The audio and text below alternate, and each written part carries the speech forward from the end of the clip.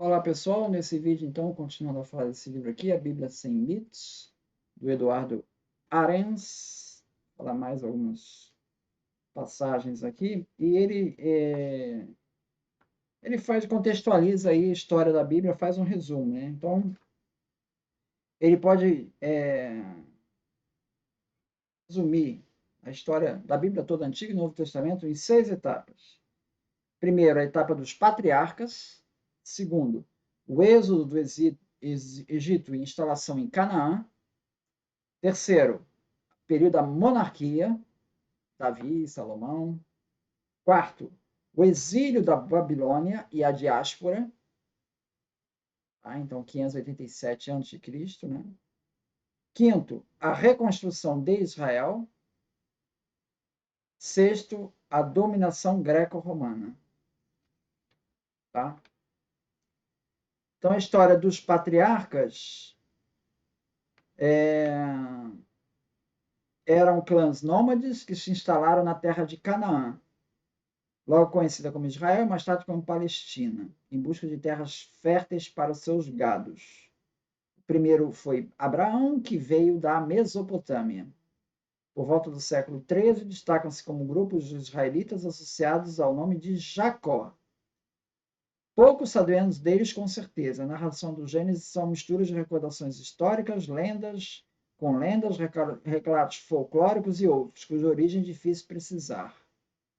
O Gênesis foi escrito por volta do século VI, então não foi escrito por Moisés. Então, essa leitura daqui é uma leitura bem alinhada com Israel Frankenstein, né? Mais ou menos, né? Ou seja, os patriarcas, nada podemos saber deles, não temos comprovação nenhuma, e eles foram escritos séculos depois. Né? Só que esse mesmo Eduardo Arens vai dizer que a leitura da escritura deve ser feita de forma literal. Um literal que pode assumir um significado simbólico. Então não é literal. Entende? Ao longo do livro, meio essa dúvida. Ora, ele está num viés liberal, ora, ele está numa postura ortodoxa da igreja. Ele parece que ele fica oscilando ali. Bom, segunda etapa. O grupo de descendentes de Jacó, filho de Abraão, associado ao nome de José, vai ao Egito, onde se instala. Temos o êxodo, uma onda migratória em tempo de seca, teria sido em meados do século XV. Você está falando que o êxodo foi por causa de uma onda migratória em tempos de seca. Está saindo do relato bíblico, né? Seja como for, de tudo isso, não temos dados além do que é contado no êxodo. Muitos dados ali oferecidos não coincidem com o que sabemos sobre o Egito. O certo é que Canaã foi desde o século XVII até fim do século XIII uma província do Egito, segundo a história de Merneptah. Séculos XII até o século X, os filisteus dominaram a costa de Canaã. Textos bíblicos não são coerentes naquele que contam sobre o chamado Êxodo e na conquista de Canaã. De Moisés a Josué não sabemos nada fora da Bíblia. O testemunho arqueológico conta outra história. Não há indício de um suposto êxodo e conquista. Tudo resumido, somos levados a pensar que essa sequência de episódios é uma coleção de epopeias e sagas narradas com fins nacionalistas para afirmar a identidade de Israel como povo e como terra, escritas no século VI. Em grande medida, uma história retroprojetada, que constitui um exame de consciência e uma expressão de esperança de que Deus os libertará do Egito e os guiará ao retorno para a terra que lhes havia dado. Não existe mar nem muralhas de Jericó que possam impedir seu avanço, se Deus os guia. Ou seja, parece que ele rejeita o Êxodo, mas ao mesmo tempo vai defender o literal da Bíblia. Depois ele vai falar da época da monarquia. O primeiro rei de certa importância foi Saul, ungido pelo profeta Samuel. De Saul não sabemos nada na arqueologia. Seus sucessores são Davi e Salomão. Foram reis somente da região de Judá, não sobre todo Israel, como se lê na Bíblia. Destes, tampouco sabemos mais do que aquilo que lemos na Bíblia, que está repleto de lendas e epopeias.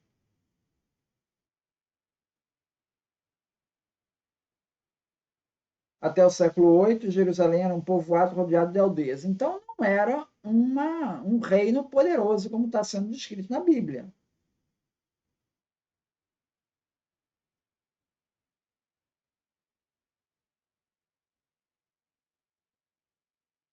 Nunca existiu reino sobre o norte que dominava o cenário por suas terras férteis e seu poderio econômico e político. Israel, né? Ou seja, Israel nunca reinou sobre o norte que dominava, quer dizer, o reino do norte era mais poderoso, né? Tanto que quando a Síria invadiu, ela tomou conta do reino do norte e Israel foi poupado, porque era muito pobre, não valia a pena. O reino do sul, em contraste com o sul, o norte, que é a Samaria e a Galileia, onde se encontrava a maioria das populações, havia uma florescente economia, estava conformado por pequenos reinos e incluía várias cidades importantes, como Siquém, Megido, Azor e Dan. Até que se impôs Onri, que fixou a capital na Samaria e a encheu com esplendor. Isso em 880 a.C., segundo na estela de Mecha. O afiançamento desse reino foi levado adiante por seu filho Acabe. Foi então que se pode falar de um reino em Israel. Nesse contexto de grande prosperidade, surgiram vozes dos profetas. Amós, Oséias, Miqueias. A história bíblica, escrita a partir da perspectiva do sul, menosprezou e satanizou o reino de Israel, o reino do norte. Dele temos mais informações históricas, porque esteve muito mais densamente povoado que o sul, e os vestígios arqueológicos são abundantes do reino do norte.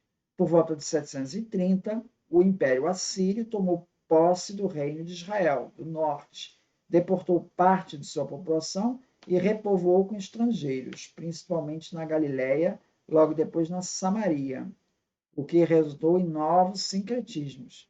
Daí é que vem a oposição dos judeus aos samaritanos, né? Porque eles são muito misturados com outros povos já desde essa época aí, dos assírios.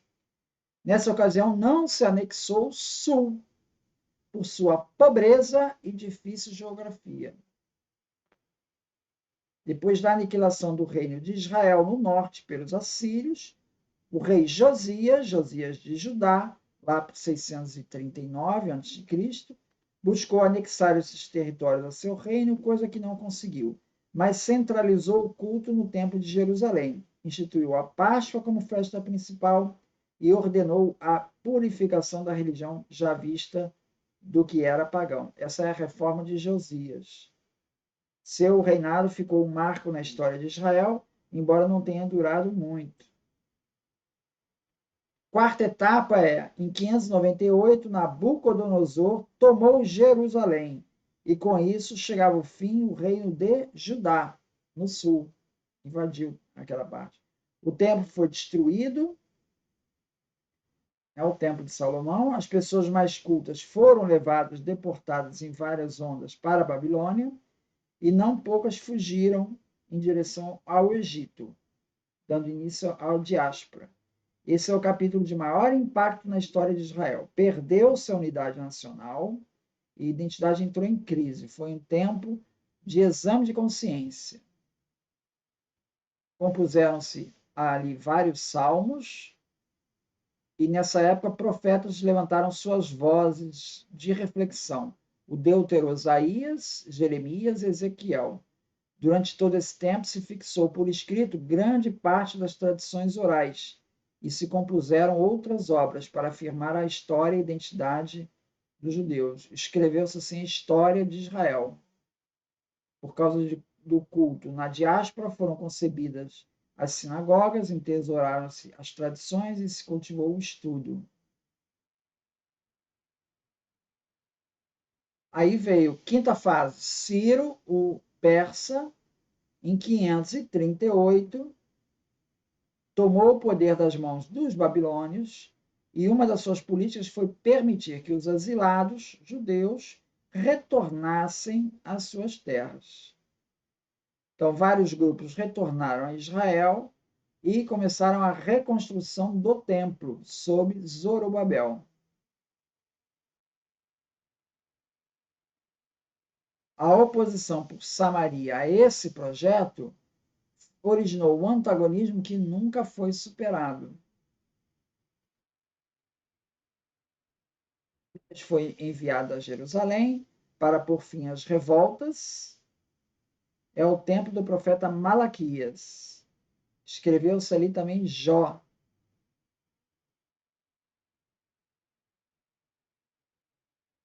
A Judéia foi constituída como província persa separada da Samaria.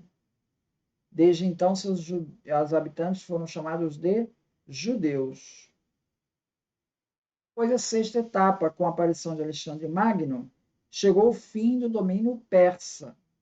Então, no ano 332 a.C., ele tomou a Judéia. Com isso, ele introduziu a cultura helenística.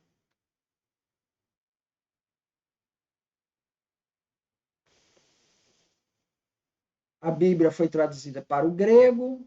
Os gregos toleravam as diferenças culturais, mas Antíoco IV, isso em 175 a.C., propôs-se impor o helenismo, proibindo até mesmo as práticas e celebrações judaicas e controlando o tempo. Isso resultou em uma rejeição virulenta dos judeus, que desembocou na revolta dos Macabeus. Nessa época foi escrito o livro de Daniel.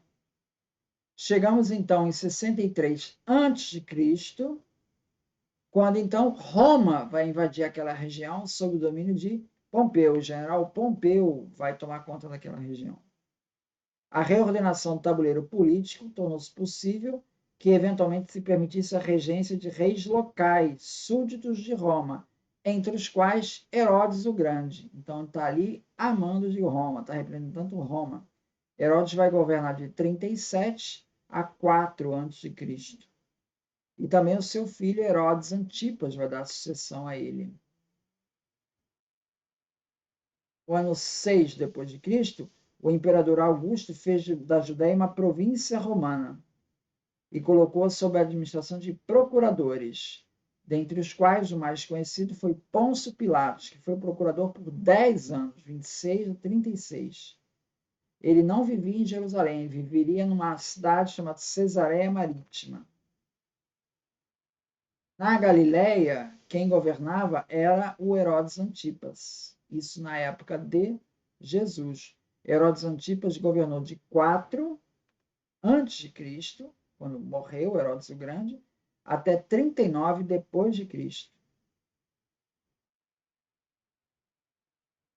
Gozaram de amplas liberdades até que finalmente se rebelaram contra os romanos lá nos anos 60, o que culminou com a destruição de Jerusalém no ano 70 sobre Tito. O que resta desse templo hoje é o Muro das Lamentações. Então, isso ele faz aí um apanhado aí dessas 6 fases que ele descreve, né? Onde ele faz uma apanhada assim, já levando em conta a arqueologia, né? Então está alinhado com o Finkelstein e outros autores aí. E contrariando o texto bíblico em grande parte, né? Porque ele não tem essa narrativa, principalmente do Antigo Testamento. Muito obrigado, então.